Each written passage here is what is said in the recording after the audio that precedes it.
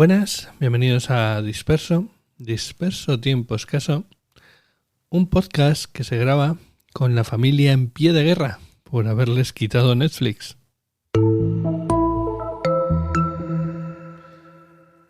Pues sí, la noticia se hacía realidad hace ya unas semanas. Netflix se pone seria con el intercambio de contraseñas en la plataforma. Y aunque realmente era a finales de febrero cuando tenía que haberse cortado el acceso y ya nadie debería de poder compartir las contraseñas con tanta facilidad como antes, lo cierto es que parece que se han encontrado con algunos problemas a la hora de implementar su sistema de identificación de desde dónde estás viendo Netflix y tal, ¿no? Así que bueno, la cosa parece que no está todavía en funcionamiento, pero tranquilos, porque acabará llegando. No tengo aquí intención de explicar todas las distintas alternativas que ha presentado Netflix y planes de precio, etcétera, sino de hablar un poco qué significa este cambio y qué puede conllevar. Y es que el término técnico a esta situación que está atravesando Netflix es enmierdamiento. Sí, literalmente. Enmierdamiento. Es un término que usó Cory Doctorow en un artículo para Wired sobre la plataforma TikTok. Y básicamente, él lo dijo en inglés, ¿no? En shitification, más o menos.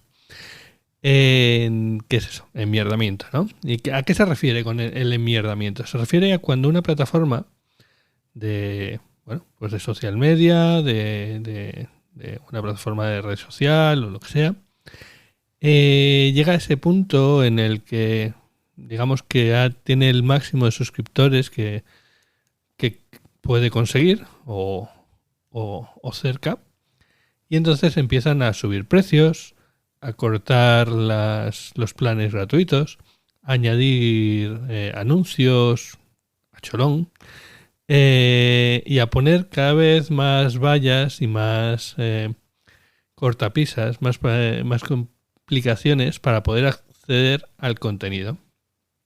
Y francamente, creo que esta es la situación en la que nos encontramos con Netflix.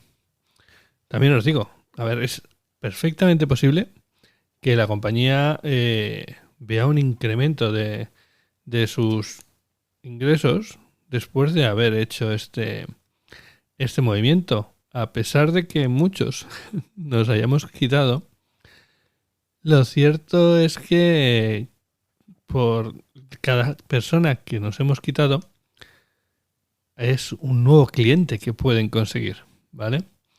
Y al final habrá gente que haya pagado extra para poder tener a algún familiar que también pueda verlo desde su casa, etcétera. Y básicamente, en base a eso, en base a esos números, digamos que, como decía que el humorista, las gallinas que entran por las que salen, esperan que al final el movimiento les salga bien. Y de hecho, los inversores en principio ven con buenos ojos este movimiento de Netflix, porque es un tipo de movimiento que protege sus intereses, en principio.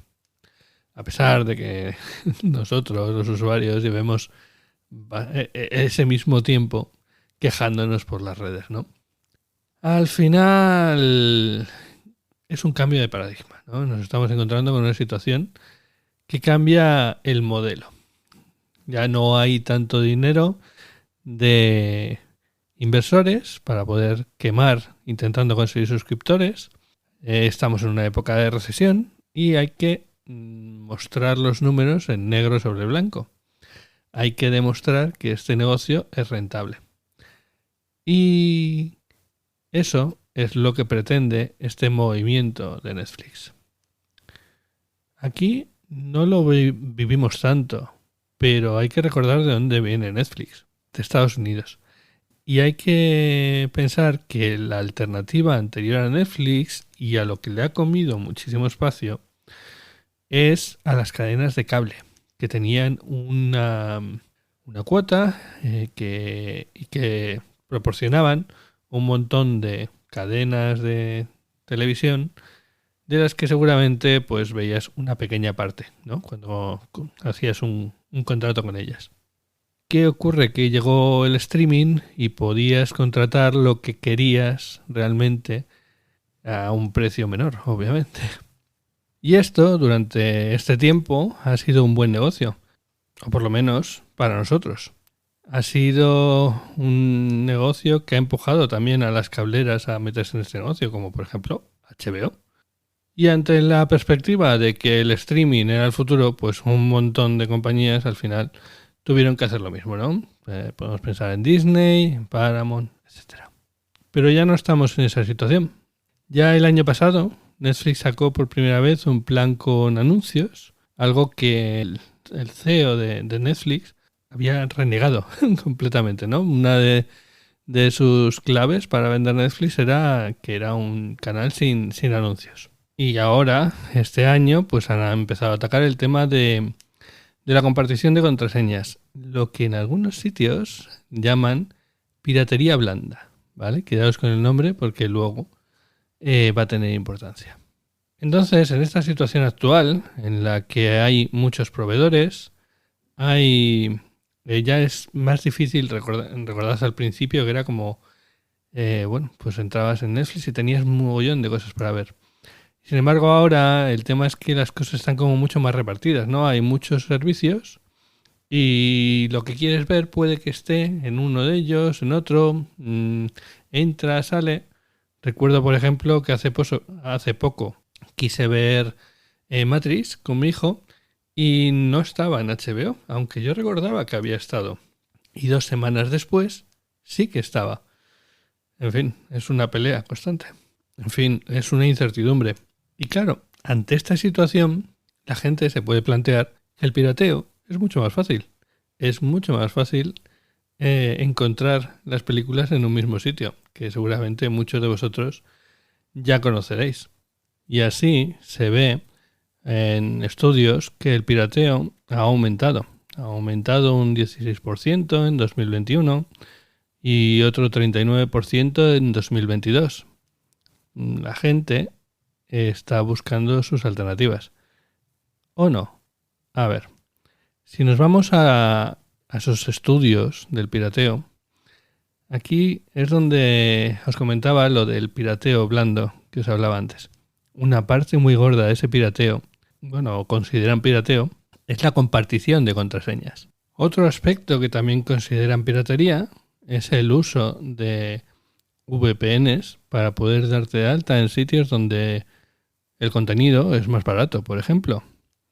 Y también consideran piratería, por ejemplo, el uso de softwares como Kodi o Plex, que por ejemplo os recomiendo el podcast de Relfon para ver cómo él ha creado su propio servidor de Plex y anda pues publicitándolo.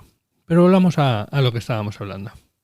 Todo este tipo de justificaciones de la industria de ¡ay, Dios mío, la piratería, qué mala es! ¡Cuánto dinero nos quita y qué poco nos quejamos! ¿No os recuerdan a tiempos pasados? Los que ya peinamos canas, no es nada nuevo esto que estamos oyendo ahora.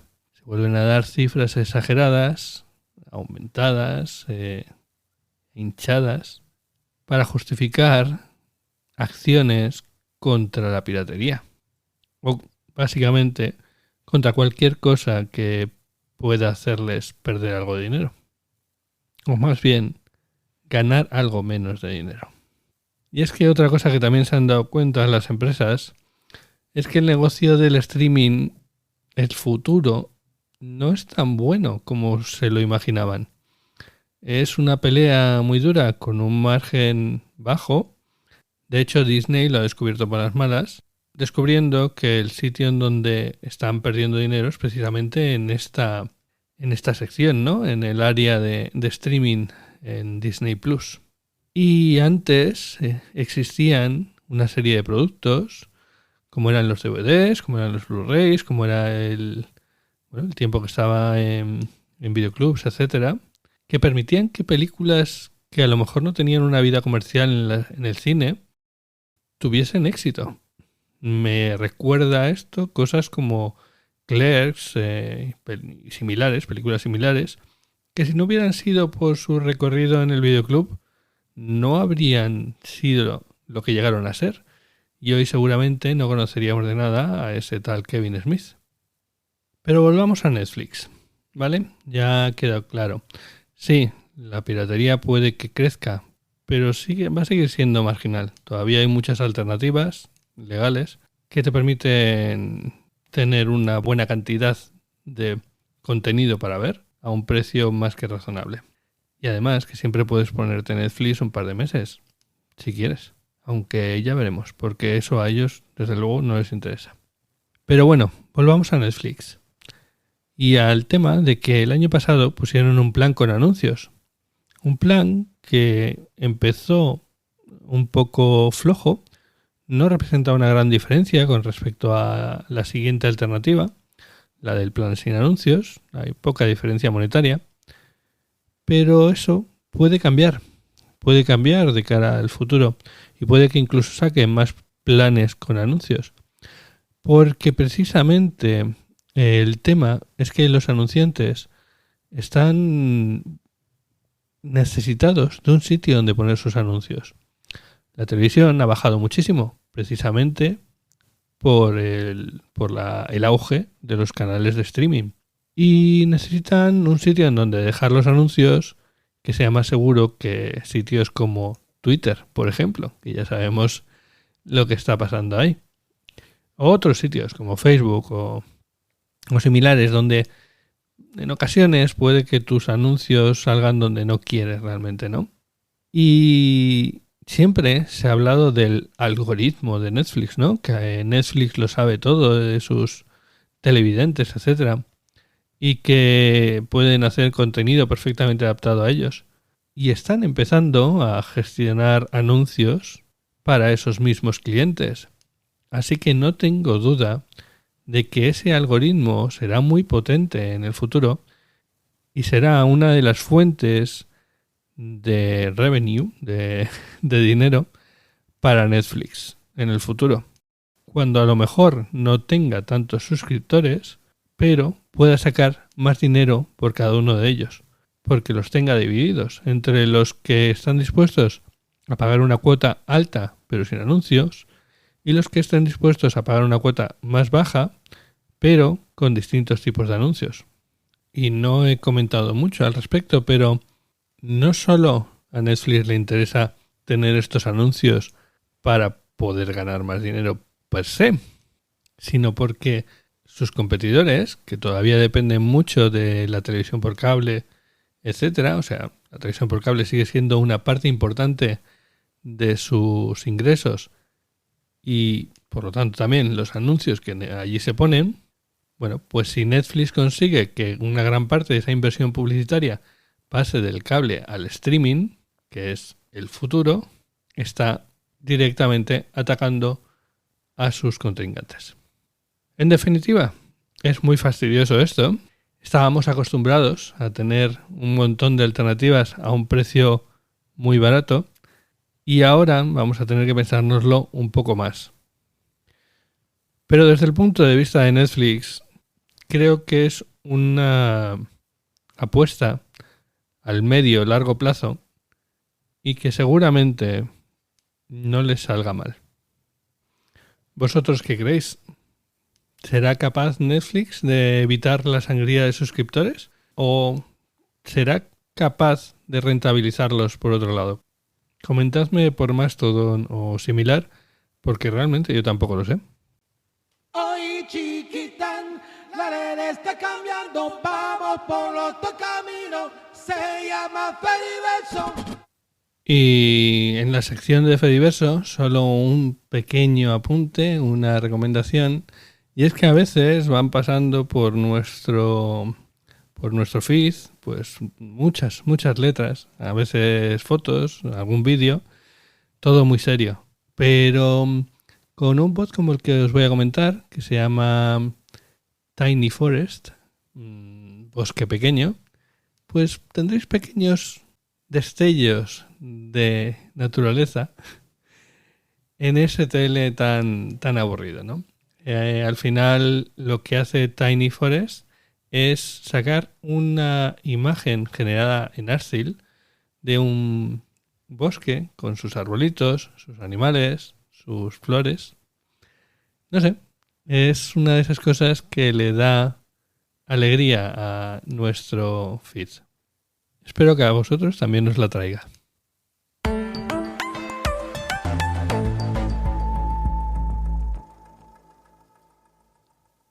Y aquí acaba este episodio del podcast, que hasta ahora estaba en mi cabeza y que me ha costado mogollón sacarlo, pero que ahora está también en la de todos vosotros. Así que tratadlo bien y compartidlo si os ha gustado. Podéis encontrar los medios de contacto y formas de suscribiros al podcast en tiempoescaso.com y nos escuchamos pronto.